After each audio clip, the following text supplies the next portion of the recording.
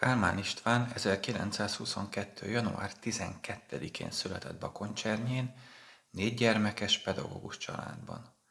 Édesapja régi bakoncsernei családból származott, és kezdetben szülőfalujában volt kántortanító, azonban 1925-ben Budapestre költöztek, és gyermekeik már ott nőttek fel, ahol az édesapa újjálást kapott.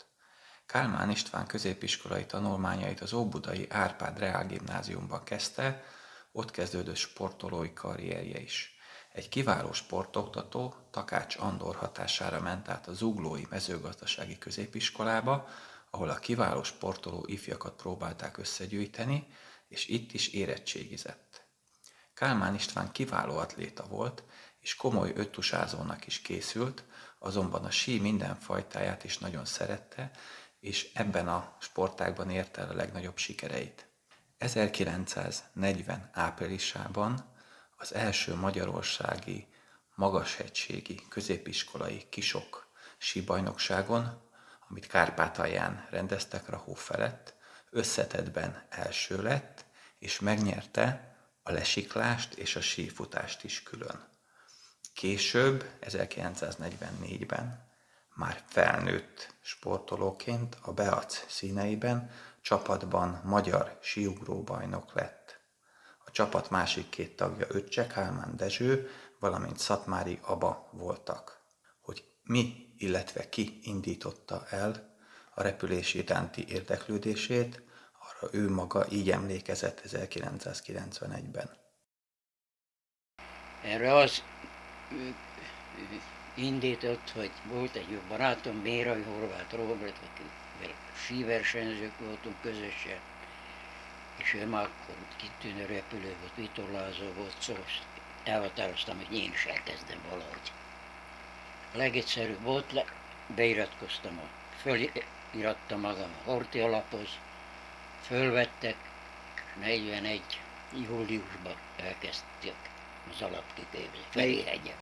Kálmán István elsőfokú motoros repülő kiképzését 1941-ben kapta Ferihegyen, a Műegyetemi Sportrepülő Egyesület kereténél, ezután ősszel vonult be a repülőakadémiára, ahol 1943. december 6-án avatták tartalékos zászlósként.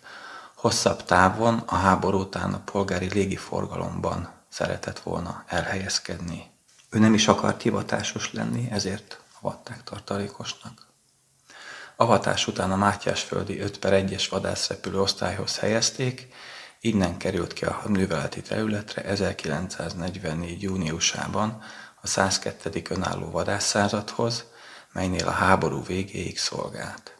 A keleti hadszintérre történő kivonulásáig 191 óra 49 perc repült ideje volt a Horthy Miklós Nemzeti Repülőalapnál és a légierőnél.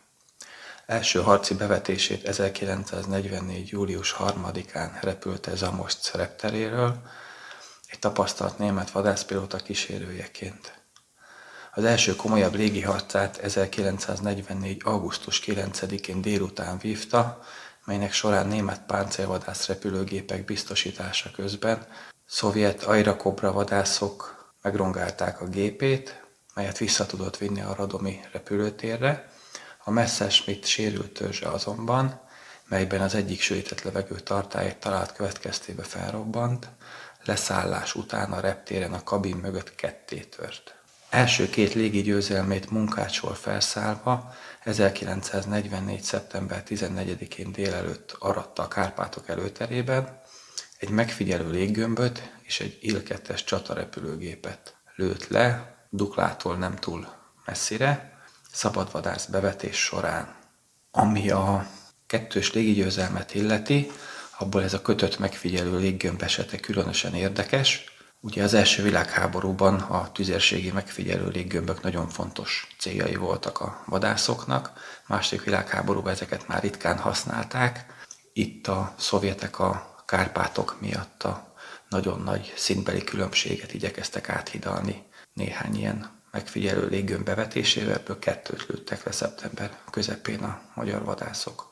2 nappal később Kálmán István zászlós újabb légigyőzelmet aratott, ekkor egy szovjet La 5-ös vadászgépet lőtt le, ami égve csapódott a földbe.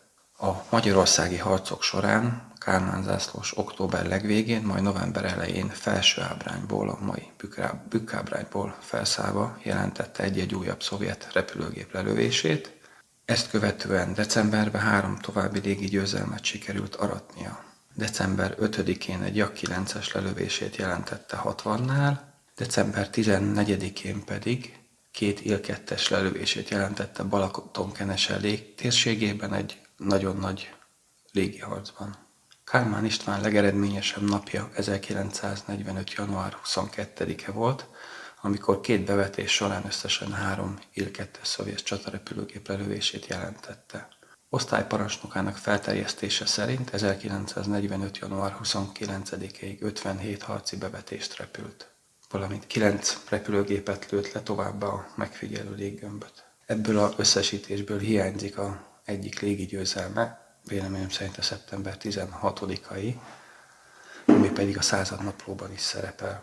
1945. március 8-án újabb légigyőzelmet aratott egy Jak 3-as vadászgép ellen, 6 nappal később pedig egy szovjet bombázót lőtt le. Utolsó fennmaradt hivatalos iratokban szereplő légigyőzelmét már Raffeldingből felszállva aratta 1945. április 13-án. Ez ismét egy 2 motoros Boston bombázó volt. Utolsó bevetését 1945. április 16-án repülte, melynek során a Raffelding reptere feletti heves légiharcban megrongálták a gépét az amerikai Mustang vadászok, de vissza tudta vinni a sérült Bf-109-est a repülőtérre. Ezen a bevetésen visszaemlékezés szerint eredményesen támadott egy 4 gépből álló Mustang rajt, melyek egy német szállítógépet üldöztek, és az általa eltalált P-51 füstölve kényszerleszállt a Duna mellett. Ez a jelentett lelövés a háború végén már nem került igazolásra. Ő maga így emlékezett erre. Eferdingből történt, amikor is nekem kellett biztosítani egy másik rajt, amiben tobakszica volt, és 3 másik pilóta. Én nekem a kísérőm, egy Galánfi Műtyőr, Siri zászlós és Szentágotai hadnagy.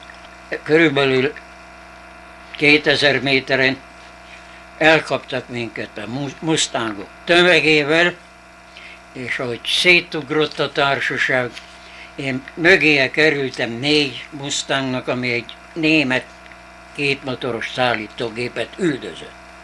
Beültem az utolsó mögé, és azt eltaláltam, amit aztán én jelentettem az ezred parancsnokságon, és gépfüstővel leszállt a Dunának valamelyik mocsarába ott a közelbe, kényszer leszállt. Utána nem hallottam többet róla, és hát ezzel fejeztem be én a háborút. Kálmán István ezredével együtt esett amerikai hadifogságba, és 46 végén tért haza. Még rövid ideig a síelést is folytatta, de aztán 48 végén 2 bajtársát próbálta meg nyugatra kiszöktetni, amikor árulás folytán az AVH kezébe került. Nagyon brutálisan vallatták és verték, de sikerült megszöknie. Nagyon kalandos körülmények között zajlott ez a szökés. Nagybátyja egy vidéki tanyán 2 hétig bújtatta is, hogy csillapodjon a keresési láz, majd Szombathelyig elvitte egy szénes szekéren bújtatva, és innen indulva Pinkafő mellett lépte át az osztrák-magyar határt, és a kalandos szökés után végül borzasztóan lefogyva szürkén kopaszon érte el az ausztriai brit zónát, visszaérkezése után 2 napig aludt egyfolytában. A sikeres szökése után Kálmán István különösen a begyébe volt az AVH-nak. Szentgyörgyi Dezső a legeredményesebb magyar vadászpilóta perében is felbukkant a neve, mint veszélyes imperialista ügynöké. Ő maga egyébként 20-nál több repülőgép lelövését tartotta számon a háború folyamán, de nem zavarta különösebben, hogy ezek jó része nem került igazolásra. Kálmán István minden esetre így is az 1943. december 6-án avatott tiszti évfolyam a legeredményesebb vadászpilótája lett, 14 igazolt és 1 nem igazolt forrásokban feltalálható légi győzelmével.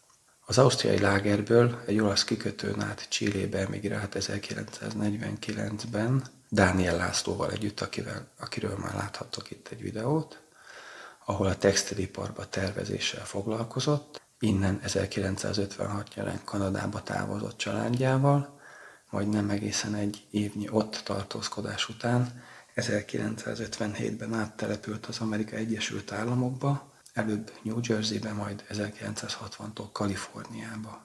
Itt már nem tudott pilótaálláshoz jutni, sajnos tragikus körülmények között gyógyíthatatlan betegségben veszítette el egyetlen fiát, aki még fiatal volt, ami nagyon megviselte érthető módon. Végül 1986-ban ment nyugdíjba, mint a Kaiser Industries egyik biztonsági igazgatója. Háború után 5-ször kellett újra kezdeni az életét hű feleségével, Daisyvel, akivel nagyon jóba voltam.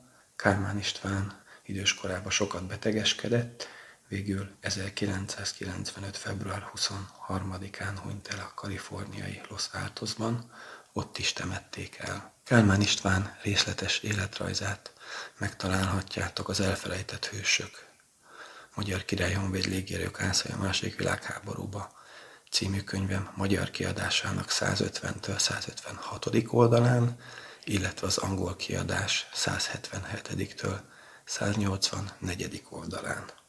Hogyha tetszett ez a videó, akkor kérlek lájkoljátok és iratkozzatok fel, mert lesznek még ilyen videók Puma pilótákról a csatornán. Sziasztok!